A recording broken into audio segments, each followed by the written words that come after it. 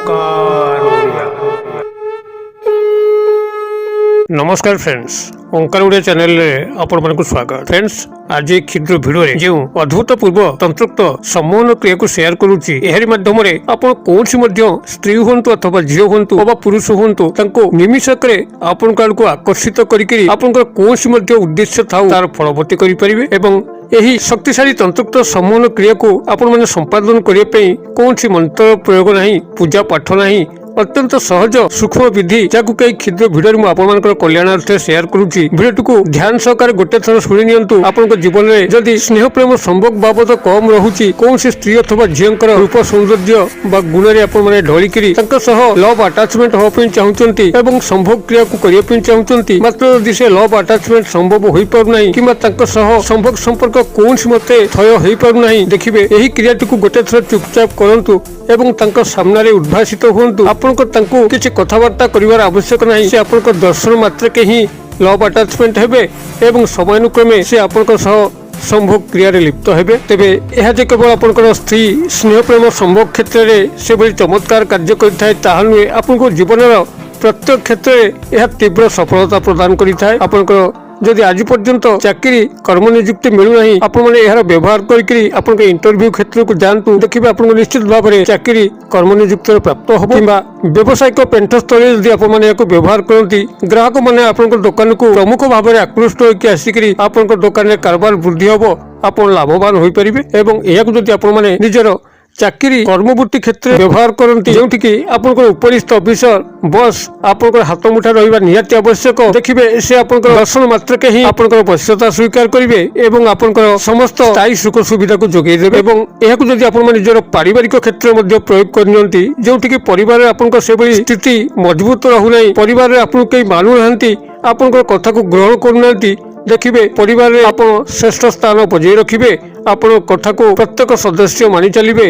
एभली कि आपन स्त्री मध्य यदि आपन हाथ मुठा रहू न था, देखिबे से आपन आजीवन हाथ मुठा रहिबो, आपन को छाड़ी करी अन्यत्र कुआडे जीव नाही। एभली कि बाप घर को नुहे मध्य एभली अनेक क्षेत्र अछि जोठी कि स्वामी स्त्री मानक मध्य भल संपर्क रहे नाही। स्त्री सबले स्वामी को छाड़ी करी बाप घर अधिकांश समय कटाए एवं गला परे सेठारे फेरिया पे मन करेनी, जद्वारा स्वामीटी बहुत जीवन में दुखी पाउथाए। एभली जदि आपन घटना घटू थाए तबे एहार सहारा नियंतु। देखिबे स्त्री आपनको कदापि छाड़ी करी गोटे मिनिट मध्य रहि परिबो नाही, आपनकर चरण दासी होई रहिबो, आपनकर गृह रे शांति विराजमान करिबो एवं एहाकु जदि आपण माने कोनसी शत्रु क्षेत्र में विनियोग कले कि आपनकर जीवन पिछा से बड़ी भाव लागिची, आपनको नाना बाटारे हैरान करूची, शारीरिक आर्थिक मानसिक क्षयक्षति करूची, देखिबे से अजात शत्रु मध्य आपनकर चिर मित्रतारे परिणत हबो। एथिपई आपनकर कोनसी किछि करिवार नाही, केवल एई तंत्रोक्त जिनसटी को एही विधि मते व्यवहार करनियंतु एवं जहा सामनार मध्य आपण छिरा होई जिवे से आपनकर गुलाम बन जिवो एवं एहाको आपण माने जदि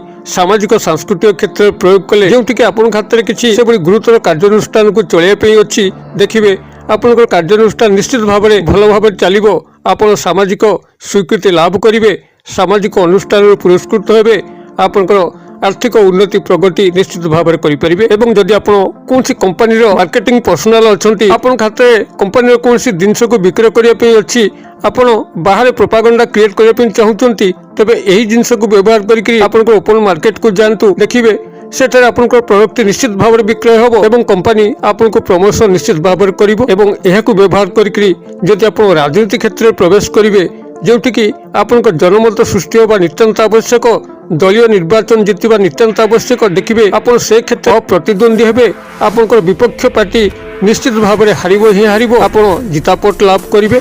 केवल याको व्यवहार करिकरी आपनकर सभा समिति मीटिंग रे जोग दियंतु, पब्लिक लोकंकर सामना सामनी होंतु, देखिबे समस्त आपनकर गुलाम बनिबे, आपनकर कथा ही भलिबे एवं आपनकर दलीय संगठन को मजबूत करिवे किंबा जदि आपण कोनसी साधारण लोक कोनसी राजनैतिक नेता मंत्री को आपण हाथ मुठा रखिया पे चाहंती, तबे एहारी माध्यम मध्य नेता मंत्री को आपण माने हाथ मुठा रखिकरी आपनकर जे कोनसी कल्याण को साधन करि परिबे। वशीकरण माने आपनकर बहुत बड़ बड़ काम एई वशीकरण क्रिया होइथाय, केवल तुच्छ स्त्री झियो संभोग क्षेत्र में जे व्यवहार करा जाए एभली भाविबा भ्रमात्मक।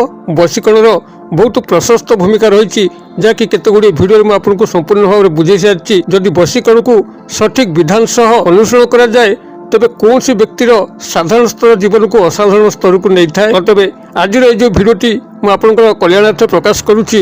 ଏହାକୁ ଆପଣମାନେ ବିନା ମନ୍ତ୍ରରେ ବିନା ତନ୍ତ୍ରରେ ବିନା ପୂଜା ପାଠରେ କରିକିରି ଆପଣଙ୍କ ଜୀବନର ପ୍ରତ୍ୟେକ ସମସ୍ୟାକୁ ସୁନ୍ଦର ଭାବରେ ସମାଧାନ କରିପାରିବେ। ସ୍ନେହ ପ୍ରେମ ପ୍ରଣୟ ଠାରୁ ଆରମ୍ଭ କରିକିରି ସମ୍ଭୋଗ କ୍ଷେତ୍ର ଠାରୁ ଆରମ୍ଭ କରିକିରି ଆର୍ଥିକ ଉନ୍ନତି ପ୍ରଗତି ଠାରୁ ଆରମ୍ଭ କରିକିରି ଶତ୍ରୁ ମୁକ୍ତି ଠାରୁ ଆରମ୍ଭ କରିକିରି ସାମାଜିକ ସାଂସ୍କୃତିକ କ୍ଷେତ୍ରରେ ଏକ ପ୍ରତିଭାବାନ ବ୍ୟକ୍ତିତ୍ୱ ରୂପରେ ଯୋଗଦାନ କରିକିରି ଆପଣମାନଙ୍କ ଜୀବନକୁ ଆପଣ ଉତ୍ତରୋତ୍ତର ଉନ୍ନତି ପଥରେ ଅଗ୍ରସର କରିପାରିବେ। ଭିଡ଼ିଓଟିକୁ ଧ୍ୟାନ ସହକାରେ ଶେଷ ପର୍ଯ୍ୟନ୍ତ ଶୁଣନ୍ତୁ। ଏଭଳି କଣ୍ଟେଣ୍ଟ ଯଦି ଆପଣଙ୍କ ରୁଚି ରହୁଛି, ଚ୍ୟାନେଲକୁ ପ୍ରଥମବାର ଆସିଛନ୍ତି ତେବେ ଚ୍ୟାନେଲ କଡ଼େ ଥିବା ଲାଲ କଲରର ସବସ୍କ୍ରାଇବ ବଟନ୍ କ୍ଲିକ୍ କରି ବେଲ ଆଇକନକୁ କ୍ଲିକ୍ କରି ଏବଂ ଅଲ୍ ନୋଟିଫିକେସନ ଉପରେ କ୍ଲିକ୍ କରି ଚ୍ୟାନେଲଟିକୁ ସବସ୍କ୍ରାଇବ କରି ନିଅନ୍ତୁ, ଯେଭଳିକି ଆମେ ଯେତେବେଳେ ମଧ୍ୟ ଆପଣମାନଙ୍କ ସେବାରେ ଏଇଭଳି ତନ୍ତ୍ରମନ୍ତ୍ର ଭିଡ଼ିଓ ଅପଲୋଡ କରିବୁ ତା ସର୍ବପ୍ରଥମ ନୋଟିଫିକେସନ ଆପଣଙ୍କ ପାଖରେ ପହଞ୍ଚିବ ଏବଂ ସେସବୁକୁ ଆପଣମାନେ ସର୍ବଦା ଦେଖିକରି କିଛି ଜ୍ଞାନ ଆହରଣ କରିପାରିବେ। ତେବେ ଫ୍ରେଣ୍ଡସ୍, ଏବେ ନଜର ପକାଇବା ଏହି ଶକ୍ତିଶାଳୀ ତନ୍ତ୍ରୋକ୍ତ ସମ୍ମୋହନ କ୍ରିୟା, ଯାହା ମାଧ୍ୟମରେ କି ଜୀବନରେ ଆପଣଙ୍କର ଯେଉଁଭଳି ଭାବରେ ସ୍ନେହ ପ୍ରେମ ସମ୍ଭୋଗ ନିଶ୍ଚିତ ଭାବରେ ସଫଳ ହୋଇପାରିବ, ସେହିଭଳି ଭାବରେ ଜୀବନର ପ୍ରତ୍ୟେକ କ୍ଷେତ୍ର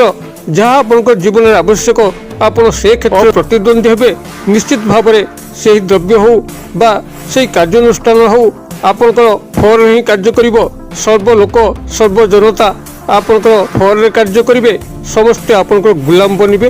ନାରୀ ପୁରୁଷ ନିର୍ବିଶେଷରେ ଆପଣ ଯାହାକୁ ଯେଉଁ ଉଦ୍ଦେଶ୍ୟରେ ବ୍ୟବହାର କରିବା ପାଇଁ ଚାହିଁବେ ସେ ଉଦ୍ଦେଶ୍ୟଟି ଆପଣ ନିଶ୍ଚିତ ଭାବରେ ସଫଳ ହେବ।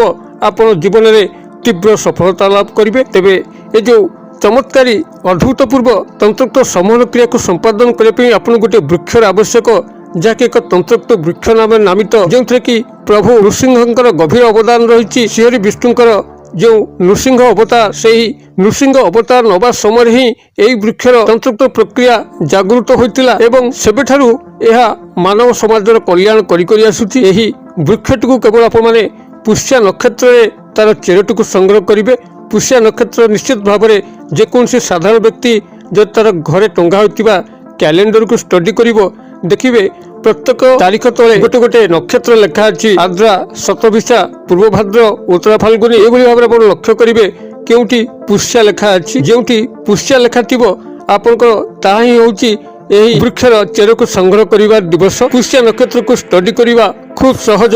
ଯଦି ଆପଣମାନେ ଏତକ ମଧ୍ୟ ନ କରିପାରିବେ, ଏ ତ ସବୁଠାରୁ ସହଜ ବାଟ। ତେବେ ଆପଣଙ୍କର ଘର ପାଖାପାଖି ଯେଉଁମାନେ ତାନ୍ତ୍ରିକ ଜ୍ୟୋତିଷ ଭାଇ ବା ଭଉଣୀ ଅଛନ୍ତି ସେମାନଙ୍କ ସହ ଯୋଗାଯୋଗ କଲେ ସେମାନେ ଆପଣଙ୍କୁ ପୁଷ୍ୟା ନକ୍ଷତ୍ର କେବେ ପଡୁଛି କହିଦେବେ। ଏଭଳି ଭାବରେ ପୁଷ୍ୟା ନକ୍ଷତ୍ର ଦିନ ଆପଣ ସ୍ନାନ ସହିତ ଶୁଦ୍ଧପୂତ ହୋଇକରି ଏକ ଲୋଟା ଜଳ, ସେଥିରେ ଟଙ୍କିକିଆ ମୁଦ୍ରା, ଗୋଟିଏ ଗୁଆ, ଗୋଟିଏ ପାନପତ୍ର, କିଛି ହଳଦୀ ଗୁଣ୍ଡ, ଏ ସମସ୍ତ ପକେଇକି ଦୁଇ ଗୋଟି ଅଗରବତୀ ନେଇକିରି ଆପଣ ସମ୍ପୃକ୍ତ ବୃକ୍ଷ ମୂଳକୁ ଯିବେ ଏବଂ ସେଠାରେ ବୃକ୍ଷ ମୂଳକୁ ଲିପା ପୋଛା କରି ଅଗରବତୀ ଦୁଇଟି ଜଳେଇ ଦେଇକିରି ଆପଣମାନେ ସେଠି ବୃକ୍ଷଦେବଙ୍କୁ ପ୍ରାର୍ଥନା କରିବେ।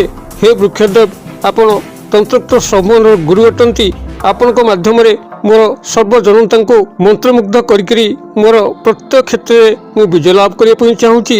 ଆପଣଙ୍କ ଚେର ସଂଗ୍ରହ କରିବା ପାଇଁ ଆସୁଛି। ଆପଣଙ୍କ ଚେରରେ ଆପଣ ଏଭଳି ତନ୍ତ୍ରୋକ୍ତ ସମ୍ମୋହନ ଶକ୍ତି ଭରି ଦିଅନ୍ତୁ, ଯାହାକୁ କି ମୁଁ ବ୍ୟବହାର କରିକିରି ମୁଁ ମୋ ଜୀବନରେ ଆଗକୁ ବଢ଼ିପାରିବି, ଜଗତର କଲ୍ୟାଣ କରିବି, ନିଜର କଲ୍ୟାଣ କରିବି, ପାରିବାରିକ କଲ୍ୟାଣ କରିବି, ସାମାଜିକ ଉନ୍ନତିମାନ କରିବି। ଏଇଭଳି ଭାବରେ ଆପଣ ସେଠି ବୃକ୍ଷଙ୍କୁ ଏଇ କଥାକୁ 3 ଥର ବାରମ୍ବାର ରିପିଟ୍ କରିବେ ଏବଂ ରିପିଟ୍ କରିସାରିଲା ପରେ ଏ ଯେଉଁ ଜଳ ଆଣିଛନ୍ତି, ଯେଉଁଥିରେ କି ଆପଣଙ୍କର ଟଙ୍କିକିଆ ମୁଦ୍ରା ଅଛି, ଗୋଟିଏ ଗୁଆ ଅଛି, ପାନ ଅଛି, ହଳଦୀ ଗୁଣ୍ଡ ପଡ଼ିଛି, ଆପଣମାନେ ତାକୁ ତାରି ମୂଳରେ ଜଳାର୍ପଣ କରିକିରି ଗଛର ପୂର୍ବପଟ ଯେଉଁ ପଟରେ ସୂର୍ଯ୍ୟୋଦୟ ଘଟେ ସେହି ପଟରୁ ସାମାନ୍ୟ ଅଂଶରେ ଚେର ସଂଗ୍ରହ କରିକିରି ଆପଣ ଗୃହକୁ ଆଣିବେ। ବୃକ୍ଷକୁ ନମନ କରିକିରି ଆପଣ ପ୍ରସ୍ଥାନ କରିଥିବେ। ଏହିଭଳି ଭାବରେ ଆପଣ ଗୃହରେ ପହଞ୍ଚିକି ତାକୁ ଗଙ୍ଗା ଜଳରେ ଶୁଦ୍ଧିକରଣ କରିକିରି ନିଜର ଇଷ୍ଟଦେବ ସ୍ମରଣାର୍ଥେ ଯଦି ଆପଣ କୌଣସି ଚନ୍ଦନ ପେଡ଼ି ଅଛି, ସେ ଚନ୍ଦନ ପେଡ଼ିରେ କିଛି ଶୁଦ୍ଧ ଜଳ ସହାୟତାରେ ଘୋରିକିରି ହଉ କିମ୍ବା କୌଣସି ପଥର ଉପରେ ଘୋରିକିରି ହଉ, ଆପଣ ଯଦି ଏହାକୁ ସାମାନ୍ୟ ହାଲକା ଅଂଶରେ ନିଜର ଲଲାଟରେ ଯେଉଁଠି ଥାର୍ଡ ଆଇ ପଏଣ୍ଟ ଆଜ୍ଞାଚକ୍ର ଅଛି ସେ ସ୍ଥାନରେ ତିଳକ ହିସାବରେ ଗ୍ରହଣ କରୁଛନ୍ତି ଏବଂ ଆପଣ ବାହାରକୁ ବାହାରି ଯାଉଛନ୍ତି ଯେକୌଣସି କାମରେ, ତାହା ସ୍ନେହ ପ୍ରେମ ସମ୍ଭୋଗ ହୋଇଥାଉ, ଆପଣଙ୍କ ଜୀବନର ପ୍ରତ୍ୟେକ କ୍ଷେତ୍ରକୁ ଉନ୍ନତ କରିବା ପାଇଁ ହୋଇଥାଉ, କୌଣସି ମଧ୍ୟ ଅର୍ଥନୈତିକ ପ୍ରଗତିମୂଳକ କାର୍ଯ୍ୟ ହୋଇଥାଉ, ଯଦି ଆପଣମାନେ ଏହି ତିଳକର ବ୍ୟବହାର କରିକି ଗୃହରୁ ପଦାକୁ ବାହାରି ଯାଉଛନ୍ତି, ଦେଖିବେ ସେ କାର୍ଯ୍ୟରେ ଆପଣଙ୍କର 100% ସଫଳତା ମିଳିବ। ସର୍ବସ୍ଥାନରେ ଆପଣ ପ୍ରଶଂସିତ ହେବେ ଏବଂ ସର୍ବସ୍ଥାନରେ ଆପଣଙ୍କର ବିଜୟ ଲାଭ ଘଟିବ। ଏହି ଚେରଟିକୁ ସେଇଭଳି ଭାବରେ ସବୁଦିନ ପାଖରେ ରଖିବେ ଏବଂ ପ୍ରତ୍ୟେକ କାର୍ଯ୍ୟର ବାହାରିବା ପୂର୍ବରୁ ଆପଣ ସ୍ନାନ ସହିତ ଶୁଦ୍ଧପୂତ ହୋଇକରି ଘୋରିକିରି ସାମାନ୍ୟ ତିଳକ ଲଗେଇକିରି ବାହାରକୁ ଯାଆନ୍ତୁ। ତେବେ ଏହି ବୃକ୍ଷଟି ହେଉଛି ଆପଣଙ୍କର ଡିମିରି ବୃକ୍ଷ, ଯାହାକୁ ଆପଣ ସମସ୍ତେ ଜାଣନ୍ତି। ଡିମିରିର ଫଳ ପ୍ରାୟତଃ ସମସ୍ତେ ଦେଖନ୍ତି, ମାତ୍ର ତାର ଫୁଲକୁ କେହି ଦେଖିପାରନ୍ତି ନାହିଁ। ମାତ୍ର ଏହାର ଫୁଲ ହିଁ ଅଛି, ଯାହାକି ମୁଁ ମୋର ପଛ ଭିଡ଼ିଓରେ ଏ ବାବଦ ସମ୍ପୂର୍ଣ୍ଣ ବର୍ଣ୍ଣନା କରିଛି ଏବଂ ଡିମିରି ଗଛ କାହିଁକି ପ୍ରଭୁ ନୃସିଂହଙ୍କର ଅବଦାନ ଗ୍ରହଣ କରିଛି ତାହା ମଧ୍ୟ ଉଲ୍ଲେଖ କରିଛି। ଏଠାରେ ଆଉ ପୁନଃ ଉଲ୍ଲେଖ କରୁନାହିଁ। ଯେଉଁମାନେ ଡିମିରି ଗଛ ଉପରେ ନୃସିଂହଙ୍କର କାହିଁକି ଏତେ ଅବଦାନ ଜାଣିବା ପାଇଁ ଚାହାନ୍ତି, ଆମର ପୂର୍ବ ଭିଡ଼ିଓକୁ ଦେଖିପାରନ୍ତି। ତେବେ ଏହି ଡିମିରି ଗଛକୁ ଏଇଭଳି ପୁଷ୍ୟା ନକ୍ଷତ୍ରରେ ତା ଚେରକୁ ସଂଗ୍ରହ କରିକିରି କେବଳ ସାମାନ୍ୟ ବିଧିମତ ଘୋରିକିରି କପାଳରେ ତିଳକ କରନ୍ତୁ, ସର୍ବଜନତାଙ୍କର ସମ୍ମୁଖୀନ ହୁଅନ୍ତୁ, ଦେଖିବେ ଆପଣଙ୍କର ବିଜୟ ସୁନିଶ୍ଚିତ ହବ ହିଁ ହବ। ଆପଣଙ୍କର ପ୍ରତ୍ୟେକ କାର୍ଯ୍ୟରେ ତୀବ୍ର ସଫଳତା ଆପଣଙ୍କୁ ପ୍ରାପ୍ତ ହେବା ପାଇଁ ଲାଗିବ। ଯଦି ଭିଡ଼ିଓର ବାର୍ତ୍ତା ଆପଣଙ୍କୁ ପସନ୍ଦ କରୁଥାଏ ତେବେ ଆଉ ଗୋଟେ ଲାଇକ୍ କରନ୍ତୁ, ସାଙ୍ଗସାଥି ମହଲରେ ଯଥେଷ୍ଟ ମାତ୍ରାରେ ସେୟାର କରନ୍ତୁ। ଭିଡ଼ିଓର କ୍ଷୁଦ୍ର ପରିସର ମଧ୍ୟରୁ ମୋତେ ଏଇଟା ବିଦାୟ ଦିଅନ୍ତୁ। ପୁଣି ଆପଣଙ୍କ ସହ ଦେଖା ହବ ଆଉ ଏଇଭଳି ଏକ ଶିକ୍ଷଣୀୟ ଭିଡ଼ିଓରେ। ସେ ପର୍ଯ୍ୟନ୍ତ ଦର୍ଶକ ବନ୍ଧୁ ଆପଣଙ୍କ ସମସ୍ତେ ମଙ୍ଗଳମୟଙ୍କ କୃପାରୁ ଭଲରେ ଥାନ୍ତୁ ରହୁଛି। ସର୍ବେ ଭବନ୍ତୁ ସୁଖିନ, ସର୍ବେ ସନ୍ତୁ ନିରାମୟା, ସର୍ବେ ଭଦ୍ରା ଆଣି ପଶ୍ୟନ୍ତୁ, ମା କସ୍ତି ଦୁର୍ଭାଗ ଭବେ। ଓಂ ଶାନ୍ତି, ଓಂ ଶାନ୍ତି, ଓಂ ଶାନ୍ତି। ନମସ୍କାର।